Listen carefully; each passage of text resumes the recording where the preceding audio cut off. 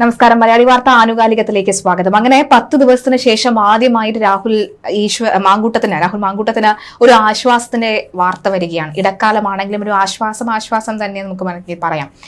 ഹൈക്കോടതിയിലേക്ക് വരുമ്പോൾ എസ് രാജീവ് ഈ ഒരു കേസിനെ അപ്രോച്ച് ചെയ്ത രീതി തന്നെ, ഹൈക്കോടതിയിലേക്ക് നൽകിയ രീതി തന്നെ ഒരു വ്യത്യാസമുണ്ട്. കാരണം ആ വാദമുഖം നിങ്ങൾ നോക്കുമ്പോൾ വിശദമായി തന്നെ തുടങ്ങിയിട്ടില്ല എങ്കിൽ പോലും അവർ പറയുന്നുണ്ട് ഒരു അതിജീവതയെ ഒരു തരത്തിലും കുറ്റപ്പെടുത്താത്ത ഒരു രീതിയിലേക്ക് കാര്യങ്ങൾ പോകുന്നു. ഈ കോടതിക്ക് മുൻപാകെ ഈ ഒരു കേസ് നിലനിൽക്കുമ്പോൾ അറസ്റ്റ് ഇപ്പോൾ ഉടനെ വേണ്ട എന്ന് കോടതിയുടെ ഭാഗത്തു നിന്ന് വരുന്നു. കഴിഞ്ഞ ദിവസം ഏറെ വൈകിയും എസ് രാജീവ് ഹൈക്കോടതിയിൽ തുടർന്നിരുന്നു. അപ്പോൾ നമുക്കൊരു സംശയം ഉണ്ടായിരുന്നു, ഇന്നലെ തന്നെ ഇത് പരിഗണിക്കുമോ എന്നൊരു സംശയം ഉണ്ടായിരുന്നു. എന്നാൽ ഇന്നത്തേക്ക് മാറ്റിവെക്കുകയായിരുന്നു. രാവിലെ തന്നെ ആശ്വാസത്തിന്റെ ഒരു വിധി എന്ന് നമുക്ക് പറയാൻ കഴിയില്ല, ആശ്വാസത്തിന്റെ ഒരു വാർത്ത രാഹുൽ മാങ്കൂട്ടത്തിന് തേടി വരുമ്പോൾ നിലനിൽക്കുമോ ഈ ഒരു ആശ്വാസം? തീർച്ചയായിട്ടും. കാരണം ഇത് ഒരു നിയമ സംവിധാനത്തിന് മുന്നിൽ ഉള്ള ഒരു പരിശോധനയാണ്. ഇവിടെ നമുക്ക് സദാചാരവും ധാർമ്മികതയും ഒക്കെ തൽക്കാലം മാറ്റിവെക്കാം. അത്തരം വീൺവാക്കുകളും അല്ലെങ്കിൽ അത്തരം മുദ്രാവാക്യങ്ങളും ഒക്കെ മാറ്റിവെച്ചാൽ നിയമം എന്താണ് പറയുന്നത്? Advocate S Rajeev justice K ബാബുവിന് മുന്നിൽ ഇന്ന് രാവിലെ എത്തുന്നു ഹൈക്കോടതിയിൽ. ഇന്ന് നമ്മൾ മാധ്യമങ്ങളിലൂടെ കാണുന്നത് കൂടുതൽ പോലീസ് സംഘം രാഹുലിന് വേണ്ടി തിരച്ചിൽ ആരംഭിക്കുന്ന വാർത്തയാണ്. രാവിലെ നമ്മൾ മാധ്യമങ്ങൾ ചാനലുകൾ ഓപ്പൺ ചെയ്യുമ്പോൾ, പത്രങ്ങൾ തുറക്കുമ്പോൾ ആദ്യം കാണുന്നത് കേരളത്തിലെ കൂടുതൽ പോലീസ് സംഘങ്ങൾ രാഹുൽ വേട്ട തുടങ്ങി എന്ന വാർത്തയാണ്. ഇന്ന് ലിസ്റ്റിൽ 37ാമത് കണ്ടാണ്, 32ാമതായിരുന്നു ഈ കേസ്. അപ്പോൾ സ്വാഭാവികമായിട്ട് ഉച്ച കഴിഞ്ഞ് ഈ കേസ് പരിഗണിക്കൂ എന്നായിരുന്നു പൊതുവെ മാധ്യമങ്ങളും മീഡിയയും ഒക്കെ കരുതിയത്, മീഡിയയും രാഷ്ട്രീയ നേതാക്കളും ഒക്കെ കരുതിയത്. അതുകൊണ്ട് തന്നെ രാഷ്ട്രീയ നേതാക്കൾ ഇപ്പോൾ മുഖ്യമന്ത്രിയുടെ പത്രസമ്മേളനം രാവിലെ ചാർട്ട് ചെയ്തിരുന്നു. അതനുസരിച്ച് പൊളിറ്റീഷ്യൻസൊക്കെ അവരുടെ പ്രവർത്തനങ്ങൾ, ഈ വിധി എന്താണ് വരുന്നതെന്ന് ഉച്ചകഴി എന്നുള്ള ധാരണയിലിരിക്കുകയായിരുന്നു. പക്ഷെ അപ്രതീക്ഷിതമായി അഡ്വക്കേറ്റ് എസ് രാജീവ് ഇന്ന് ഹൈക്കോടതിയിൽ അപ്പിയർ ചെയ്തു. ജസ്റ്റിസിന് മുന്നിൽ താൻ ഈ കേസിലെ വാദത്തിന് തയ്യാറാണ്, പ്രോസിക്യൂഷൻ ഇക്കാര്യത്തിൽ ഒരുങ്ങിയോ എന്ന ചോദ്യം ആദ്യമായി ജസ്റ്റിസിന് മുന്നിൽ ചോദിക്കുന്നു. പ്രോസിക്യൂഷൻ റെഡിയാണോ, ഒരുങ്ങിയോ, പ്രോസിക്യൂഷന് സമയം വേണോ? സ്വാഭാവികമായിട്ടും അവിടെ പ്രോസിക്യൂഷൻ സമയം വേണം, കേസിൽ ഒരുക്കം നടന്നുകൊണ്ടിരിക്കുകയാണെന്ന് കോടതി അറിയിക്കുന്നു. അപ്പോൾ വളരെ തന്ത്രപരമായ ക്ലോസിൽ അഡ്വക്കേറ്റ് എസ് രാജീവ് കയറി പിടിക്കുന്നു. പ്രോസിക്യൂഷൻ്റേതായ സമയമെടുക്കട്ടെ, പക്ഷേ ഇവിടെ ഒരു വേട്ട തുടരുകയാണ്, ഒരു രാഷ്ട്രീയ വേട്ട തുടരുകയാണ്. ഒരു എം എൽ എ, ഒരു ജനപ്രതിനിധിയെ രാഷ്ട്രീയമായി വേട്ടയാടുകയാണ്. അത് ഈ കഴിഞ്ഞ ദിവസവും ഹൈക്കോടതിയിൽ നൽകിയ ആ ജാമ്യാപേക്ഷ നമ്മൾ പരിശോധിച്ചാൽ അറിയാം. അതിൽ 5 ഘടകങ്ങളുണ്ട്. 5 ഘടകങ്ങൾ ഹൈക്കോടതി പൂർണ്ണമായി വിലയിരുത്തി എന്ന് വേണം നമ്മൾ ഈ ഘട്ടത്തിൽ മനസ്സിലാക്കാൻ. പൂർണ്ണമായും കേസിൻ്റെ മെറിറ്റ് പരിഗണിക്കാതെയല്ല ഹൈക്കോടതി ഇന്ന് സുപ്രധാനമായ ഒരു ഉത്തരവ് നൽകിയിരിക്കുന്നത്. എസ് രാജീവ് കേസ് വളരെ വിശദമായി കോടതി കേൾക്കണം, ഈ കേസിലൊരു തീരുമാനം ഉണ്ടാകുന്നത് വരെ എൻ്റെ കക്ഷിയെ അറസ്റ്റ് ചെയ്യരുത്, എൻ്റെ കക്ഷിക്ക് പിന്നാലെ പോലീസ് പായുകയാണ് എന്ന് പറഞ്ഞപ്പോൾ കോടതിക്ക് അതിന് ഗൗരവം ബോധ്യമായി. പെട്ടെന്ന് തന്നെ കോടതി ഈ മാസം 15-ാം തീയതിയാണ് കേസ് വീണ്ടും പരിഗണിക്കുന്നത്. അപ്പോൾ അതുവരെ, അതായത് ഈ കേസിലൊരു തീർപ്പുണ്ടാകുന്നത് വരെ രാഹുൽ മാങ്കൂട്ടത്തിലിനെ അറസ്റ്റ് ചെയ്യരുത് എന്ന സുപ്രധാന ഉത്തരവാണ് ഇന്ന് രാവിലെ നമ്മൾ കേൾക്കുന്നത്. ഒരു അപ്രതീക്ഷിത നീക്കമായിരുന്നു കോടതിയുടേത്. യഥാർത്ഥത്തിൽ ഇതൊരു രാഹുൽ വിജയമാണ്. ഈ രാഹുലിനെതിരെയുള്ള പരാതി, രാഹുലിൻ്റെ പ്രതിരോധം, രാഹുലിൻ്റെ ഓട്ടം, 10 ദിവസങ്ങളായി ഉള്ളിയിടങ്ങളിൽ നിന്ന് ഒളിയിടങ്ങളിലേക്ക് ഒളിച്ചോടുന്ന രാഹുൽ. പക്ഷെ അവിടെയും ഒരു ധീരമായ ഒരു പോരാട്ടം നടത്തുന്നു എന്ന് തോന്നൽ കുറച്ചു പേർക്കെങ്കിലും അവശേഷിപ്പിക്കാൻ രാഹുലിന് കഴിഞ്ഞു. ഒടുവിൽ കോടതിയിൽ നിന്ന് അറസ്റ്റ് തടഞ്ഞുകൊണ്ടുള്ള ഒരു വിധി നേടി രാഹുൽ പുറത്തേക്ക് വരുന്നു. പക്ഷെ ഇവിടെ മറ്റൊരു വലിയ വെല്ലുവിളി രാഹുലിന് മുന്നിലുണ്ട്. മറ്റൊന്നുമല്ല, ഒരു ബംഗളൂരു സ്വദേശിനിയുടെ പരാതി. പക്ഷെ ബംഗളൂരു സ്വദേശിനി ഇതുവരെ മൊഴി കൊടുത്തിട്ടില്ല.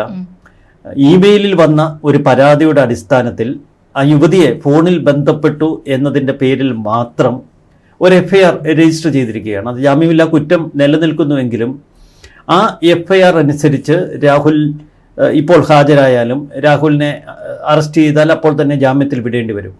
ഇനി ഒരുപക്ഷെ എസ് രാജീവ് തൊട്ടടുത്ത ദിവസം ആ കേസിൽ കൂടി ഒരു ജാമ്യാപേക്ഷ കോടതിയിൽ നൽകും. അതിനും കിട്ടും, ജാമ്യം കിട്ടാനുള്ള എല്ലാ സാധ്യതകളും നിൽക്കുന്നു. ഇനി പക്ഷേ സുപ്രീം കോടതിയുടെ നിർദ്ദേശമുണ്ട് ഓരോ കേസിലും. ഇതിൻ്റെ യഥാർത്ഥ നിയമവശം എന്താണെന്ന് നമുക്കിപ്പോൾ നിർവചിക്കുക വയ്യ. പക്ഷേ സുപ്രീം കോടതിയുടെ നിർദ്ദേശം താഴത്തെ കോടതിയിൽ വേണം ആദ്യം ജാമ്യാപേക്ഷ നൽകാൻ. അങ്ങനെയെങ്കിൽ തിരുവനന്തപുരം സെഷൻസ് കോടതിയിലേക്ക് വീണ്ടും വരേണ്ടി വരും. പക്ഷേ ഇപ്പോൾ ഒരു ഹൈക്കോടതി ഉത്തരവ് നിലനിൽക്കുന്നത് കൊണ്ട് നോട്ട് ടു അറസ്റ്റ് ഉത്തരവ് നേടാൻ എളുപ്പത്തിൽ കഴിഞ്ഞേക്കും എന്ന് നിയമവിദഗ്ധർ പറയുന്നു. അപ്പോൾ അത് വലിയ തലവേദനയില്ല. ചുരുക്കത്തിൽ രാഹുൽ ആദ്യ വിജയം നേടി തൻ്റെ ഒളിയിടത്തിൽ നിന്നും പുറത്തേക്ക് വരുന്ന കാഴ്ചയാവും ഇനി കേരളം കാണുന്നത്. ഈ കഴിഞ്ഞ ദിവസങ്ങളിൽ രാഹുലിനെ പിടിച്ചുകൂട്ടി ഇടിയം പോലീസിനെയൊക്കെ നിയോഗിച്ച് നേരെ കർണാടകയിലാണെങ്കിൽ തൊട്ടടുത്തുള്ള ജില്ല എന്ന് പറഞ്ഞാൽ വയനാട്ടിലെ ഏതെങ്കിലും ഒരു കോടതിയിൽ ഹാജരാക്കി അവിടെ നിന്ന് തൂക്കി ജീപ്പിലിട്ട് തിരുവനന്തപുരത്തേക്കുള്ള ട്രാൻസിറ്റ് കസ്റ്റഡി ഉത്തരവാണ് കോടതിയിൽ നിന്ന് നേടേണ്ടത്. അതിനുശേഷം തിരുവനന്തപുരത്തേക്ക് രാഹുലിനെയും തൂക്കി ആഘോഷമായുള്ള ഒരു പോലീസ് ജാഥ കടന്നു വരുന്നത്. കാസർഗോഡ് മജിസ്ട്രേറ്റിന്റെ വീടിന് മുന്നിൽ തന്നെ പോലീസ് സംഘം തടിച്ചുകൂടി ആളുകൾ വരുന്നു, പ്രതിഷേധം ഇപ്പൊ പിടിച്ചു എന്നുള്ള വാർത്തയൊക്കെ വന്നു. അപ്പോൾ എത്രത്തോളം കാത്തിരിക്കുകയാണ് രാഹുലിന്റെ ആ ഒരു പൊതിച്ചോറൊക്കെ ആയിട്ട് വൈകിട്ട് രാഹുലിന് കഴിക്കാൻ വേണ്ടി പൊതിച്ചോറൊക്കെ ആയിട്ട് നിൽക്കുന്നു. ഇന്ന് ഏതോ ഒരു കോളേജില്, മലബാറിലൊരു കോളേജില്, SN കോളേജില് ലുക്കൌട്ട് നോട്ടീസ് ഒട്ടിക്കുന്ന SFI വലിച്ചു കീറുന്ന KSU. അപ്പോൾ KSU പ്രവർത്തകർക്കൊക്കെ ഇപ്പോഴും അവരുടെ ചോരയിൽ രാഹുൽ വികാരമുണ്ട്. അതവിടെ നിൽക്കട്ടെ.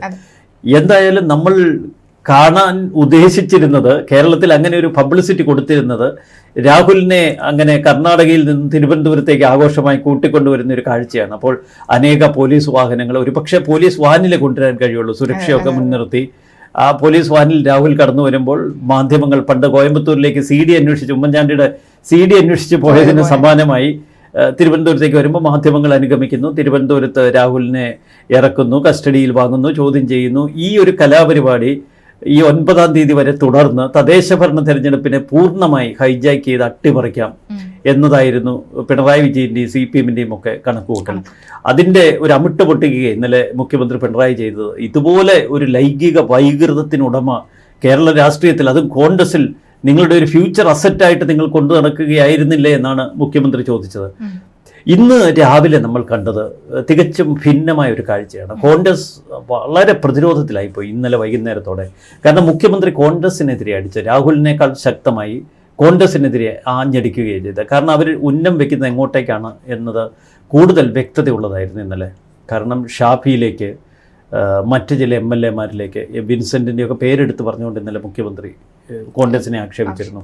അപ്പോൾ കോൺഗ്രസ് വലിയ പ്രതിരോധത്തിലേക്ക് ഇന്നലെ പോയി. ഇന്ന് സ്വർണ്ണക്കൊള്ള പുറത്തെടുക്കാമെന്നൊക്കെ കൊണ്ട് അവർ പദ്ധതി ഇട്ടിരിക്കുകയായിരുന്നു രാവിലെ. ഇതിൽ വലിയ വിജയം കോൺഗ്രസിന് കൂടിയാണ്. ഇപ്പോൾ അറസ്റ്റ് താൽക്കാലികമായി തടയുമ്പോൾ രാഹുൽ വിഷയത്തിന് ഒരു താൽക്കാലിക ഇടവേള വന്നിരിക്കുകയാണ് ഈ തെരഞ്ഞെടുപ്പ് വരെ.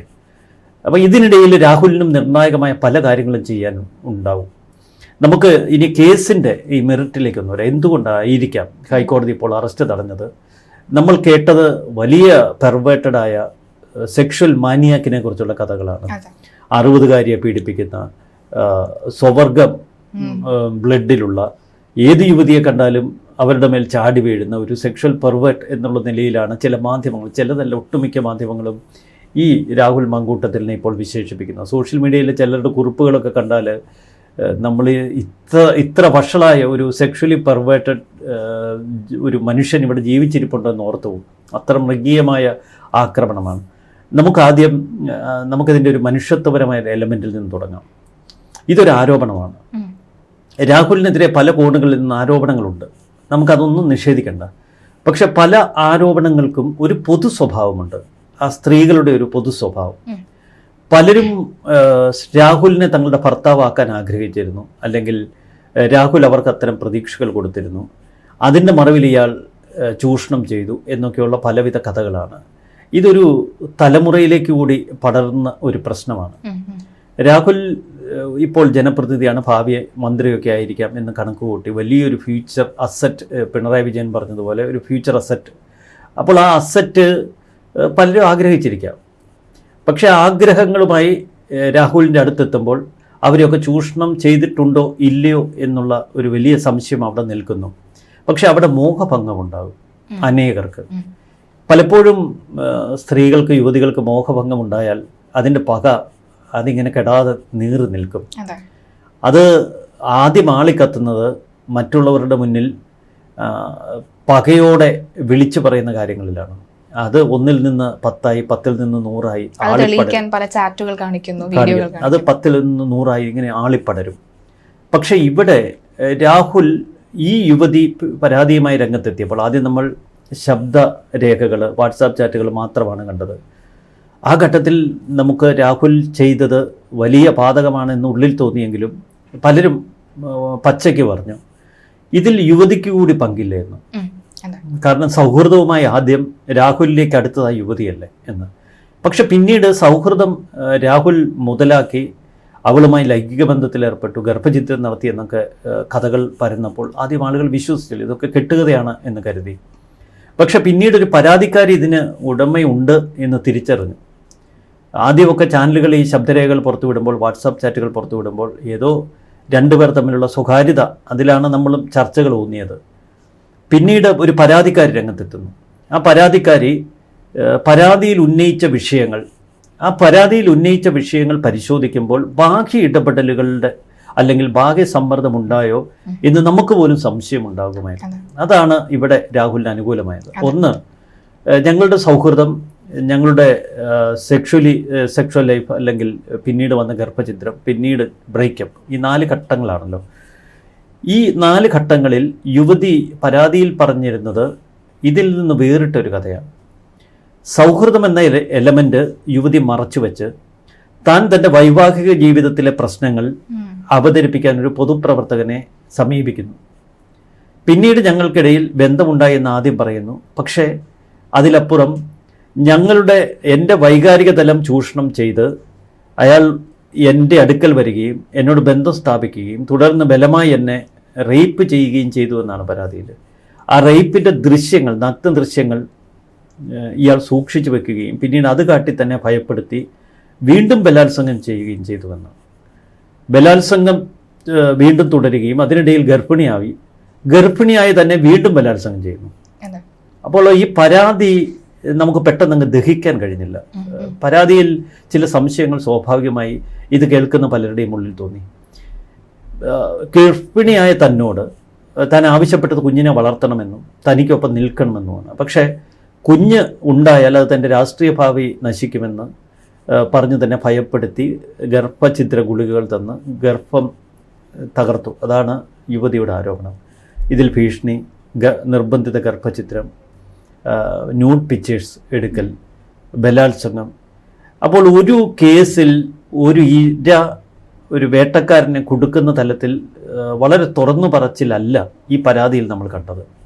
പകരം ഇവിടെ ഒരു ശത്രുപക്ഷത്ത് നിൽക്കുന്ന ഒരാളെ വേട്ടയാടി വീഴ്ത്തുക എന്നൊരു ലക്ഷ്യം ഒരു പക്ഷേ ഈ പരാതിയിൽ ഉണ്ടാവാം എന്ന് പ്രത്യക്ഷത്തിൽ തോന്നും. പക്ഷെ അതുകൊണ്ട് നമുക്ക് ഇരയെ കൈവിടാൻ കഴിയില്ല. ഇരയ്ക്കൊപ്പം നിൽക്കേണ്ട ഒരു ധാർമ്മിക ഉത്തരവാദിത്വം മാധ്യമങ്ങൾക്കുണ്ട്, സാംസ്കാരിക നായകർക്കുണ്ട്, പോലീസിനുണ്ട്, ഭരണകൂടത്തിനുണ്ട്. ഇരയുടെ മൊഴി അവിശ്വസിക്കാനോ അതിനെ ചോദ്യം ചെയ്യാനോ അധിക്ഷേപിക്കാനോ പാടില്ല. അതുകൊണ്ട് ഇത്തരം കാര്യങ്ങൾ മനസ്സിലാക്കിയാലും പലരും തുറന്നു പറയാതെ ഇരയ്ക്കൊപ്പം നിന്നു. ഒരു മാധ്യമങ്ങളുടെ ഉത്തരവാദിത്വം എന്നുള്ള നിലയിൽ നമ്മളും ഇത്തരം കാര്യങ്ങളിൽ വളരെ ഓപ്പണായുള്ള ചോദ്യങ്ങളിൽ നിന്ന് മാറി അതൊക്കെ കോടതി പരിശോധിക്കട്ടെ എന്ന തലത്തിലേക്കെത്തി. ഇപ്പോൾ കുറച്ചുകൂടി സ്വതന്ത്രമായി ഈ വിഷയം സംസാരിക്കുന്നതിൻ്റെ ഒരു കാരണം സെഷൻസ് കോടതി വിധി പരിശോധിച്ചപ്പോഴാണ്. സെഷൻസ് കോടതി വിധിയിൽ യുവതി ആരോപിക്കുന്ന ഈ നഗ്ന ദൃശ്യങ്ങൾ ബലമായെടുത്തു, നഗ്ന ദൃശ്യങ്ങൾ കാട്ടി ബലാത്സംഗം ചെയ്തു, ഇത്തരം ആരോപണങ്ങൾക്ക് വലിയ പ്രാധാന്യമായി വിധി കൊടുക്കുന്നില്ല. ഒപ്പം ബലാത്സംഗം എന്ന കുറ്റം രാഹുലിന് മേൽ ചാർത്തുന്നില്ല. ഇവിടെയാണ് നമ്മൾ രാഹുലിൻ്റെ ഈ ജാമ്യാപേക്ഷ പരിശോധിക്കേണ്ടത്. രാഹുൽ പറയുന്നത് ഒരു സ്വാഭാവിക സൗഹൃദം, ഉഭയകക്ഷി ബന്ധം, പിന്നീട് ഗർഭിണിയായി. പക്ഷെ അവിടെ രാഹുൽ ഒരു നിയമത്തിൻ്റെ പഴുതിലൂടെ രക്ഷപ്പെടാനുള്ള ഒരു ശ്രമം നടത്തുന്നു. ഈ കുട്ടി എൻ്റേതല്ല, ഭർത്താവിൻ്റെതാണ്. അത് നമുക്ക് അംഗീകരിക്കാൻ കഴിയില്ല. അപ്പോൾ പിന്നീട് ഗർഭചിത്രം. പക്ഷെ ഗർഭചിത്രത്തിൽ രാഹുൽ മുന്നോട്ട് വയ്ക്കുന്ന വാദം താൻ നിർബന്ധിത ഗർഭചിത്രത്തിനല്ല യുവതിയെ പ്രേരിപ്പിച്ചത്. പക്ഷെ ഇവിടെയൊക്കെ അടിസ്ഥാനപരമായ ഒരു പ്രശ്നം നമുക്ക് നിൽക്കുന്നു. ഇത് ഞാനിപ്പോൾ പറയുന്ന നിയമത്തിൻ്റെ നൂലാമാലകളാണ്. പക്ഷെ അപ്പുറത്ത് ധാർമ്മികതയും സദാചാരവുമുണ്ട്. ആ സദാചാരവും ധാർമ്മികതയും എന്താണ്? ഒരു സൗഹൃദത്തിലായ യുവതിയോട് തനിക്കൊരു കുഞ്ഞിനെ വേണം എന്ന് നിർബന്ധം പിടിക്കുന്ന രാഹുൽ, അത് ധാർമ്മികമായി തെറ്റാണ്. കാരണം ഒരു പെൺകുട്ടിയെ, ഒരു യുവതിയെ ഒരു പുരുഷൻ അപ്രോച്ച് ചെയ്ത് കഴിഞ്ഞാൽ ആ യുവതിയെ വീഴ്ത്താനുള്ള ഏറ്റവും വലിയ ടെക്നിക്കാണത്. എനിക്ക് നിന്നിലൊരു കുഞ്ഞിനെ വേണം എന്ന് പറയുമ്പോൾ ആ പുരുഷൻ എത്രമാത്രം തന്നിലേക്ക് അടുത്തു എന്ന യുവതിക്കൊരു തോന്നലാണ്. അതൊരു വൈകാരിക തലത്തിലുള്ള വലിയ ചൂഷണമാണ്. ഞാൻ പറയുന്ന നിയമമല്ല, ധാർമ്മികതയാണ്. ധാർമ്മികമായി സദാചാരപരമായി അത് വലിയ തെറ്റാണ്. ഒരു യുവതിയിൽ തനിക്കൊരു കുഞ്ഞ് വേണം എന്നാവശ്യപ്പെടുന്ന ഒരാൾ അപ്പോൾ ഒരു പെൺകുട്ടിയെ സംബന്ധിച്ച് അവൾ വിവാഹിതയാവട്ടെ, അല്ലാതെ ജീവിതത്തിലേക്ക് ആഗ്രഹിച്ചു നിൽക്കുന്ന പെൺകുട്ടിയാവട്ടെ, അവളെ സംബന്ധിച്ച് ഒരു പുരുഷനെ മനസ്സാ വരിക്കാനുള്ള ഏറ്റവും വലിയ കാരണമാണത്, അത്തരം നിർബന്ധങ്ങൾ. ഇതൊരു നാടകമാണെങ്കിൽ രാഹുൽ ചെയ്ത ഏറ്റവും വലിയ ഒരു സദാചാര വിരുദ്ധതയാണ്, അതൊരു ധാർമ്മികമായി തെറ്റാണ്. അതിലപ്പുറം ഇതൊരു തന്ത്രമായിരുന്നു രാഹുലിൻ്റേതെങ്കിൽ ഏറ്റവും വലിയ ക്രൂരതയാണ്. ഇങ്ങനെ പെൺകുട്ടികളെ സമീപിച്ച് എനിക്കൊരു കുഞ്ഞ് വേണം എന്ന് പറഞ്ഞ് അവളുടെ മനസ്സിനെ കീഴടക്കി അവളിലൊരു കുഞ്ഞിനെ, അവളുടെ ഉദരത്തിലൊരു ഭ്രൂണം സമ്മാനിച്ച് പിന്നീട് അതിനെ കൊല്ലുന്ന ഒരു കാഴ്ച, അത് നമുക്ക് ധാർമ്മികമായി അംഗീകരിക്കാൻ കഴിയില്ല. അപ്പോൾ ഇത് ധാർമ്മികതയുടെ സദാചാരത്തിൻ്റെ പ്രശ്നമാണ്. ആ ഘട്ടത്തിൽ നമുക്ക് രാഹുലിൻ്റെ ഈ ചെയ്തിയെ പിന്നീട് അതിനെ കീറിമുറിച്ച് പരിശോധിക്കണം. പക്ഷെ നിയമത്തിലേക്ക് വരുമ്പോൾ രാഹുലിൻ്റെ വാദം കോടതിയിൽ ശക്തമാകുമെന്നൊരു തോന്നൽ ഏതൊരു നിയമജ്ഞനും ഉണ്ടാകും. അതുകൊണ്ടാണ് രാഹുലിന് ജാമ്യം ലഭിക്കുമെന്ന് തുടക്കം തൊട്ട് പല നിയമവിദഗ്ധരും പറഞ്ഞത്. രാഹുലിൻ്റെ വാദം യുവതിയുടെ പരാതിയേക്കാൾ കുറച്ചുകൂടി പെർഫെക്റ്റ് ആയിരുന്നു. കാരണം അതിൻ്റെ ഒരു ക്രൊണോളജി വളരെ കൃത്യമായി ആ ജാമ്യാപേക്ഷയിലുണ്ട്. സൗഹൃദത്തിൽ പിന്നീട് റൊമാൻസിലേക്ക് കടന്നു, പിന്നീട് അതൊരു സെക്ഷൽ ലൈഫിലേക്ക് പോയി, പിന്നീട് യുവതി ഗർഭിണിയായി ഗർഭഛിദ്രം നടന്നു. ഇതിലൊന്നും താൻ നിർബന്ധിത ഗർഭഛിദ്രം നടത്തിയില്ല, ബലാത്സംഗം ചെയ്തില്ല, ഉഭയകക്ഷി സമ്മതപ്രകാരമാണ്. ഈ യുവതി പരാതി കൊടുക്കുമ്പോഴും നമ്മൾ ഒരു കാര്യം മനസ്സിലാക്കിയിരുന്നില്ല. ജാമ്യാപേക്ഷ കോടതിയിൽ രാഹുൽ സമർപ്പിക്കുമ്പോഴാണ് യുവതി വിവാഹിതയായിരുന്നു എന്ന ചർച്ച കേരളത്തിൽ ഉച്ചത്തിൽ കേട്ടത്. അതിനു മുമ്പ് ഒരു വനിതാ അഡ്വക്കേറ്റ്, പിന്നെ ഇപ്പോൾ അഴിക്കുള്ളിൽ കിടക്കുന്ന രാഹുൽ ഈശ്വർ, ഇങ്ങനെ ചുരുക്കം ചിലർ മാത്രമാണ് വിവാഹിതയാണ് എന്നൊക്കെ പറഞ്ഞത്. പക്ഷെ അത് അന്തരീക്ഷത്തിൽ ഉയർന്ന ഒരു ആരോപണം എന്നാണ് ധരിച്ചത്. രാഹുലിൻ്റെ ജാമ്യാപേക്ഷയിൽ യുവതി വിവാഹിതയാണ്, വിവാഹിതയായ ഒരു യുവതിയെ വിവാഹ വാഗ്ദാനം നൽകി പീഡിപ്പിക്കാനും കഴിയില്ല എന്നുള്ളൊരു വാദവും മുന്നോട്ട് വന്നു. അപ്പോൾ നിയമപരമായി എല്ലാ ഘടകവും രാഹുലിന് അനുകൂലമായി. ഇവിടെയല്ലേ നമുക്ക് രാഹുൽ മാങ്കൂട്ടത്തിന്റെ ആ ഒരു ഫേസ്ബുക്ക് പോസ്റ്റ് ഓർമ്മ വരുന്നത്? നിയമപരമായി ഞാനൊരു തെറ്റും ചെയ്തിട്ടില്ല, നിയമത്തിന്റെ മുന്നിൽ അത് നമുക്ക് ഓർമ്മ. നിയമത്തിന്റെ മുന്നിൽ താൻ തെറ്റ് ചെയ്തിട്ടില്ല എന്ന് രാഹുൽ പറഞ്ഞത് ഒരു പക്ഷേ രാഹുലിന്റെ അഭിഭാഷകർ കൂടി കൊടുത്ത ഒരു ധൈര്യത്തിലാവാം. കാരണം ഇതിൽ നിയമപരമായുള്ള പോരാട്ടത്തിൽ ആത്യന്തികമായി രാഹുലിന് ഭയപ്പെടേണ്ടതില്ല. പക്ഷെ ധാർമ്മികത, സദാചാരം, അങ്ങനെയുള്ള പ്രശ്നങ്ങൾ അവിടെ നിൽക്കട്ടെ, അതല്ല ഇവിടുത്തെ പ്രശ്നം. പക്ഷെ നമ്മൾ സദാചാരവും ധാർമ്മികതയും ഒക്കെ തിരയുമ്പോഴും വിവാഹിതയായ ഒരു യുവതിയാണ് എന്നൊരു പ്രശ്നം അപ്പുറത്ത് നിൽപ്പുണ്ട്. അപ്പോൾ അതിൽ ഇരുകൂട്ടരും തെറ്റ് ചെയ്തില്ലേ എന്ന് ഒരു വിഭാഗം സമൂഹ മാധ്യമങ്ങളിൽ ചോദിക്കുന്നത് ഈ ഒരു ബോധ്യത്തിലാണ്. ഇവിടെ വേണം നമ്മൾ ഹൈക്കോടതിയുടെ മുന്നിലെത്തിയ 5 ഘടകങ്ങൾ പരിശോധിക്കാൻ. രാഹുൽ മാങ്കൂട്ടം ഇന്നലെ ഹൈക്കോടതിയിൽ നൽകിയ ജാമ്യാപേക്ഷയിൽ ഇന്നലെ നടന്ന ആദ്യ വാദത്തിൽ മുന്നോട്ട് വെച്ച 5 ഘടകങ്ങളുണ്ട്. ആ 5 ഫാക്ടറുകളാണ് ഇപ്പോൾ രാഹുലിന് അനുകൂലമായി വന്നിരിക്കുന്നത്. ഈ 5 ഘടകങ്ങളും യുവതിയുടെ വാദം തീർത്തും ദുർബലമായി കളഞ്ഞു. യുവതിയുടെ പരാതി പോലും പൂർണ്ണമായും തകർന്നടിഞ്ഞത് ഈ 5 ഘടകങ്ങളാണ്. ഇതിലൊന്ന്, രാഹുൽ മുന്നോട്ട് വെച്ച യുവതി വിവാഹിതയാണ്, ആ വൈവാഹിക ബന്ധം ഇപ്പോഴും നിലനിൽക്കുന്നു, വളരെ കാലം നിലനിന്നിരുന്നു. പക്ഷേ ഇത് രാഹുൽ പറയുമ്പോഴും രാഹുൽ ഒരു സത്യം കൂടി അവിടെ ചേർത്ത് പറഞ്ഞു. രാഹുൽ പറഞ്ഞു, യുവതി വൈവാഹിക ബന്ധം നിലനിൽക്കുമ്പോഴും അവർ ഭർത്താവുമായി മാനസികമായ അകലെയായിരുന്നു. ആ വാക്ക് ജാമ്യാപേക്ഷയിലുണ്ട്, ഇപ്പോൾ ഹൈക്കോടതിക്ക് മുന്നിലുള്ള ജാമ്യാപേക്ഷയിലും എടുത്തു പറയുന്നുണ്ട്. അപ്പോൾ അതിൽ ഒരു സത്യസന്ധത കോടതിക്ക് ബോധ്യപ്പെടും. 4 ദിവസം മാത്രമേ താൻ ഭർത്താവിനൊപ്പം ജീവിച്ചിരുന്നുള്ളൂ, ഭർത്താവിനൊപ്പം ജീവിച്ചിരുന്നുള്ളൂ മീൻസ് ജീവിതം ഓക്കെ കഴിഞ്ഞിരുന്നുള്ളൂ. അതിലപ്പുറം താൻ ഭർത്താവിൽ നിന്ന് അകന്നു, നിയമപരമായി തങ്ങൾ വിവാഹം കഴിച്ചിട്ടില്ല. ഇത്തരം ഒരു പരാതിക്കാരി മുന്നോട്ട് വെച്ചൊരു വാദം പൂർണ്ണമായും ദുർബലമായിരുന്നു. കാരണം പിന്നീട് ഇരുവരും ചേർന്ന് നിൽക്കുന്ന ഫോട്ടോ രാഹുൽ മാങ്കൂട്ടത്തിൽ കോടതിയിൽ ഹാജരാക്കി, ജനുവരി മാസമുള്ളത്. ഈ ഭർത്താവും യുവതിയും തമ്മിലുള്ള വൈവാഹിക ബന്ധം ഇപ്പോഴും ഔദ്യോഗികമായി വേർപെടുത്തിയിട്ടില്ല. അപ്പോൾ ഞങ്ങൾ മാനസികമായി അകലെയായിരുന്നു എന്നതിൻ്റെ പേരിൽ ഒരു യുവതി വിവാഹ ജീവിതത്തിൽ നിന്ന് മാറിയെന്ന് പറയാൻ കഴിയില്ല. ഹിന്ദു മാരേജ് ആക്ട് പ്രകാരം നമ്മൾ കേട്ടു, ഒരു അമ്പലത്തിൽ വെച്ച് ഒരു ഫോട്ടോ ഒക്കെ എടുത്തതാണല്ലോ പിന്നീട് വിവാദമായത്. ഹിന്ദു മാരേജസ് ആക്ട് പ്രകാരം നടന്നൊരു വിവാഹമാണ്. അപ്പോൾ അതിന് രജിസ്റ്റർ ചെയ്തില്ലെങ്കിലും അത് ഈക്വലി വാലിഡാണ്. അപ്പോൾ യുവതിയുടെ ആ വാദം ആദ്യം തന്നെ പൊളിഞ്ഞു. അത് ജാമ്യാപേക്ഷ നൽകിയ സെഷൻസ് കോടതിക്കും ബോധ്യപ്പെട്ടു. ഇപ്പോൾ ഇതാ ഹൈക്കോടതിക്ക് മുന്നിലും അതൊരു സുപ്രധാന ഘടകമായി നിൽക്കുന്നു. വിവാഹിതയാണ് യുവതി. രണ്ടാമത് രാഹുൽ മുന്നോട്ട് വെച്ച പ്രധാന വാദം എന്ന് പറയുന്ന രണ്ടാമത്തെ ഘടകം ഉഭയകക്ഷി സമ്മതപ്രകാരമാണ്. അത് സെഷൻസ് കോടതി ഒരു പരിധിവരെ അംഗീകരിച്ചു. ഒരു പരിധിവരെയല്ല, സെഷൻസ് കോടതി അത് പൂർണ്ണമായിട്ട് അംഗീകരിച്ചു. ഇതിൽ ബലാത്സംഗമില്ല, ഉഭയകക്ഷി സമ്മതപ്രകാരമുള്ള ബന്ധമാണ് ഇരുവർക്കുമിടയിൽ നിലനിന്നത് എന്ന കാര്യത്തിൽ. അതേ വാദമുഖമാണ് ഹൈക്കോടതിക്ക് മുൻപിൽ ഉയർത്തിയിരിക്കുന്നത്. അതിന് നിരവധി തെളിവുകൾ ഹാജരാക്കി. ആ തെളിവുകളൊക്കെ ഇരുവരും തമ്മിലുള്ള ബന്ധം ഊട്ടിയുറപ്പിക്കുന്നത്. നാളുകൾക്ക് മുൻപേ തുടങ്ങിയ ഒരു ബന്ധം അത് വൈവാഹിക ജീവിതത്തിൽ തകർച്ചയിലും ഇരുവർക്കുമിടയിൽ കണ്ടിന്യൂ ചെയ്യുന്നു.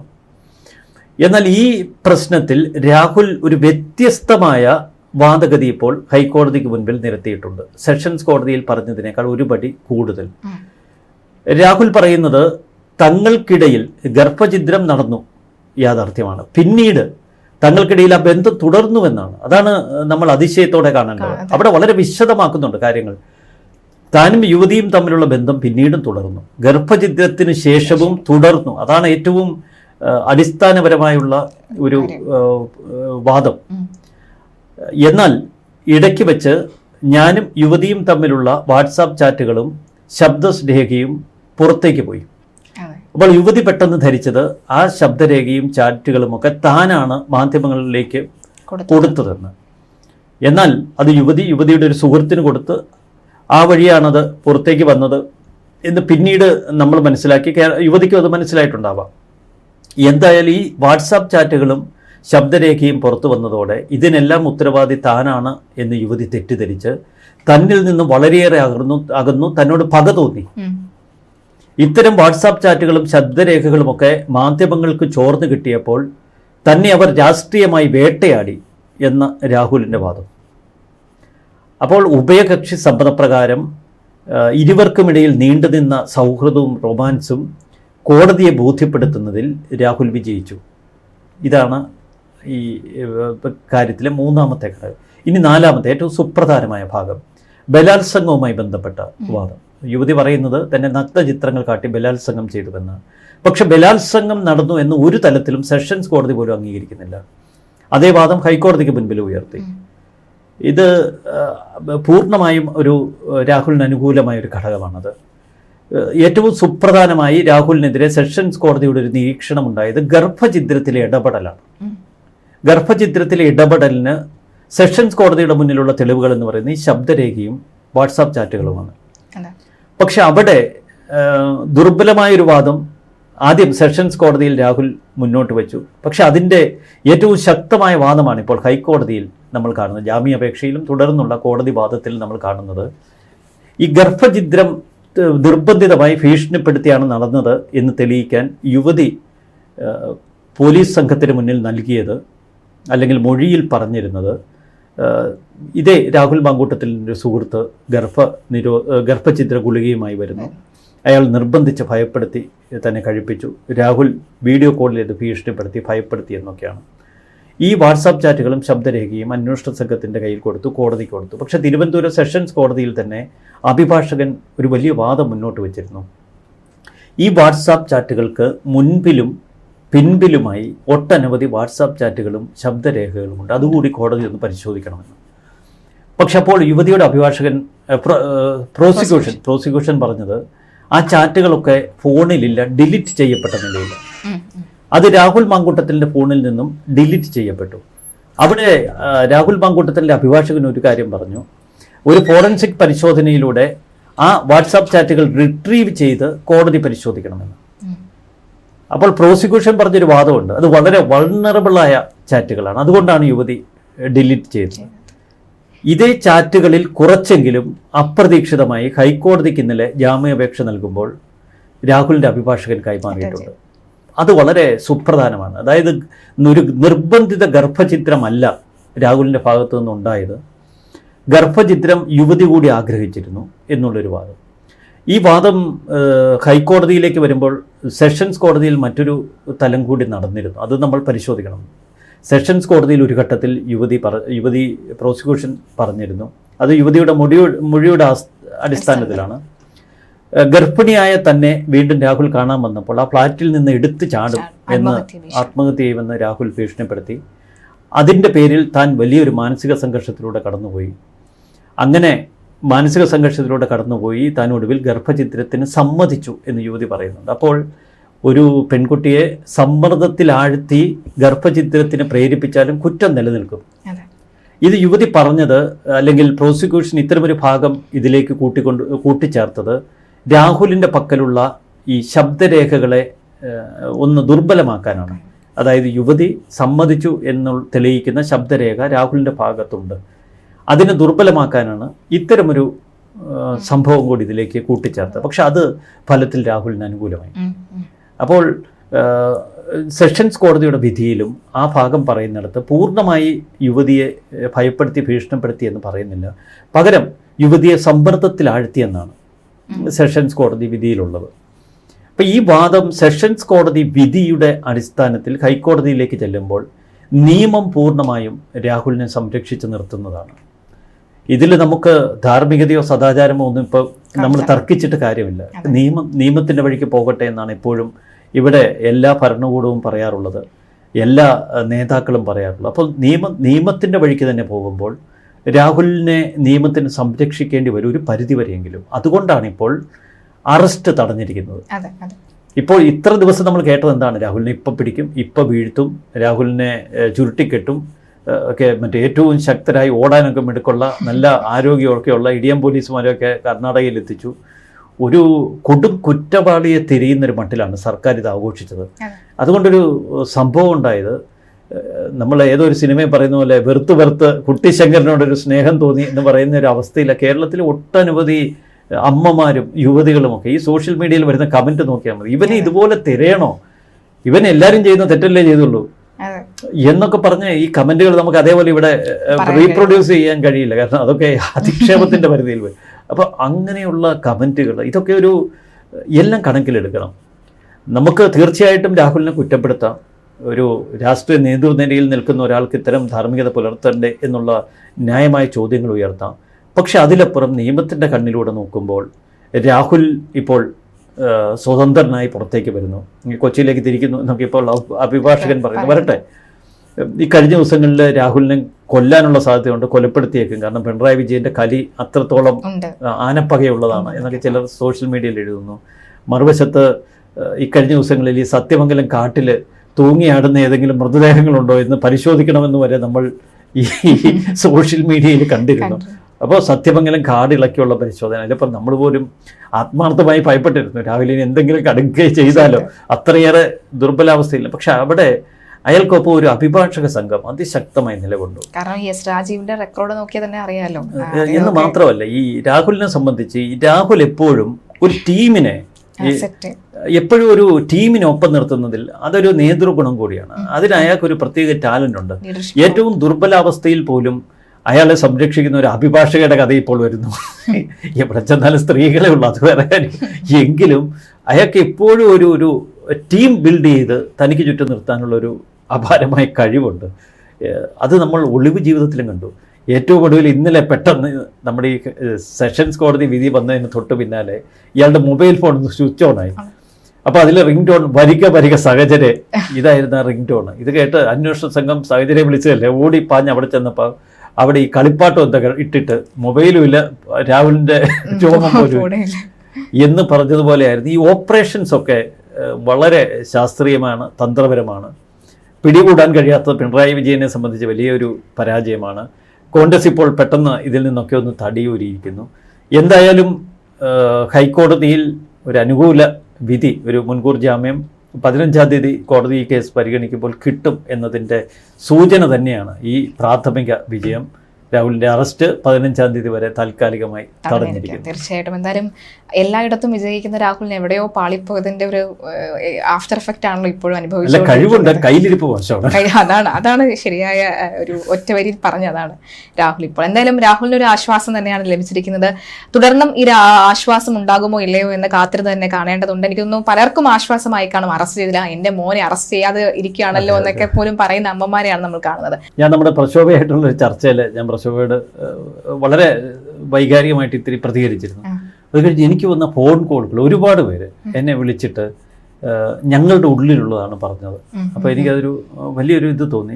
കാരണം നമ്മൾ രാഹുലിൻ്റെ ഒരു അവസ്ഥ അത്ര ഭീകരമായിരുന്നു. ഈ ജാമ്യാപേക്ഷ തള്ളുന്ന ഘട്ടം, അത് കോടതി കൈവിട്ടത് മാത്രമല്ല, സെഷൻസ് കോടതിയിൽ നിന്നുള്ള ആ മുൻകൂർ ജാമ്യാപേക്ഷ തള്ളിയപ്പോൾ ഒരു രാഹുൽ വേട്ട കോൺഗ്രസ് പെട്ടെന്നങ്ങ് പുറത്താക്കുന്നു, ഭരണകൂടം ചാടി വീഴുന്നു, കാണുന്നവരൊക്കെ ഫേസ്ബുക്കിൽ ഇത്രയധികം മ്ലേച്ഛനായ ഒരുത്തനെ കണ്ടിട്ടില്ല എന്ന തലത്തിൽ പോസ്റ്റുകളിടുന്നു, കൂടുതൽ പോലീസ് സംഘം മറ്റേ സത്യമംഗലം കാട്ടിലേക്കും ബംഗളൂരുവിലേക്കും ഒക്കെ കുതിക്കുന്നു. ഇതെല്ലാം കൂടെ കാണുമ്പോൾ ഉള്ളൊരു പ്രത്യേക അവസ്ഥയുണ്ടല്ലോ ആ ഒരു പശ്ചാത്തലത്തിൽ. എന്തായാലും ഇത് ഒരു രാഹുലിന് കിട്ടിയ ഒരു വിജയം തന്നെയാണ്. അതെ, തീർച്ചയായിട്ടും. എന്തായാലും ഈ ഒരു വിജയം അത് അങ്ങനെ തന്നെ തുടരുമോ എന്ന് കാത്തിരുന്ന് തന്നെ കാണാം. നമസ്കാരം. നന്ദി, നമസ്കാരം. അല്ല, ഈ വിജയം തുടരണോ വേണ്ടയോ എന്നൊക്കെ കോടതി തീരുമാനിക്കും. നമുക്ക് കാത്തിരുന്ന് കാണാമല്ലോ. തീർച്ചയായിട്ടും.